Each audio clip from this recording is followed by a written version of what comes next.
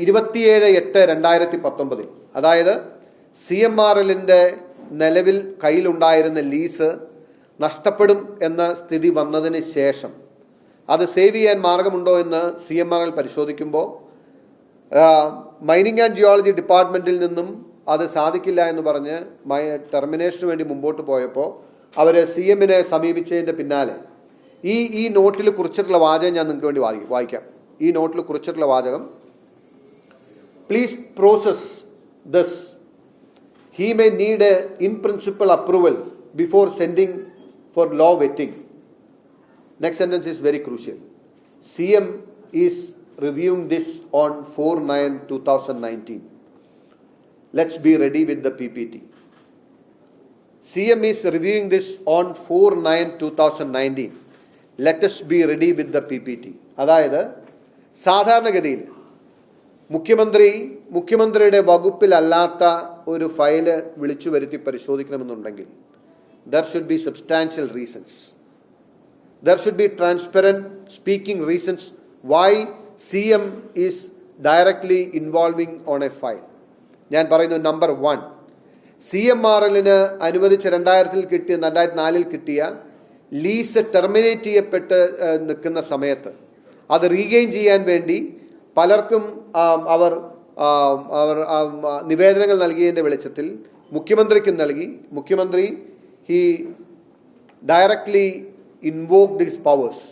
He called for the review of the file.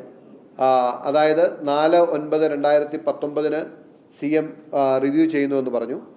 സ്വാഭാവികമായിട്ടും പിന്നീട് അങ്ങോട്ട് CMന്റെ ഡയറക്റ്റ് ഇൻ്റർവെൻഷൻ ഉണ്ടായി.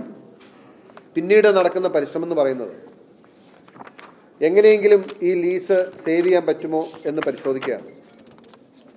അതിൻ്റെ ഭാഗമായിട്ട് നിങ്ങൾ ആലോചിക്കണം. ഇനി ഞാൻ നിങ്ങളുടെ മുമ്പിൽ വായിക്കുന്നത് ഇതൊരു ഇന്റേണൽ സർക്കുലേഷൻ നോട്ടാണ്.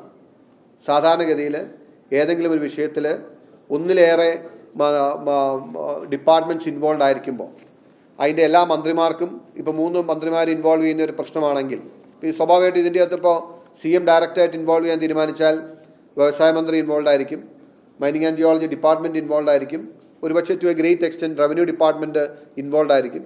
അപ്പോൾ 3-4 മന്ത്രിമാരോ അല്ലെങ്കിൽ വകുപ്പുകളോ ഇൻവോൾവ് ചെയ്യുമ്പോൾ അവർക്ക് വേണ്ടി കൊടുക്കുന്ന രഹസ്യമായ ഇന്റേണൽ സർക്കുലേഷൻ നോട്ടാണ് ഈ തീരുമാനം എന്ന് പറയുന്നത്. ഇതിൻ്റെ ബാക്ക്ഗ്രൗണ്ട് എല്ലാം പറഞ്ഞിട്ട് അവർ പറയാൻ kindly pursue the report furnished by the DMG in this regard. DMG is having the opinion that KREML CMRL KREML lease അനുവദിക്കുന്നത്. മൈനിങ് കമ്പനി എന്ന് പറയുന്നത് CMRLന്റെ സിസ്റ്റർ കമ്പനിയായ KREML ആണ്. KREML is neither a government company nor a corporation owned or controlled by the government. Later wide report noted dated 26/8/2019, the DMG has suggested the government to consult law department for advice on the following points. Is the original SC order granting KRML 4 leases to be implemented by the state government in the light of recent amendment. Since the leases granted KRML is cancelled by government of Kerala, whether premature termination is required at this juncture. And to suffice to issue an order by the government complying with the SC judgment stating that as per the new amendment in the atomic mineral construction rules and letter issued by the Ministry of Mines dated 1/3/2019 that the leases held by KRML stand terminated. In the light of Honorable SC judgment and the recent Government of India amendment atomic mineral construction, whether the in principle approval given by Government of India white so and so dated 5/5/2003 forming a joint venture between KRML, IRE, KSIDC can be taken forward, limiting the equity of KRML to 25% as stipulated in the section 17A 2B MMDR Act. Whether the GOK through a government-owned company corporation can enter into a JV through a fresh competitive process to enlist a private partner. As directed by the Principal Secretary, CF, the file may be circulated to Honorable Chief Minister. അതായത് ഈ lease ടെർമിനേഷനെ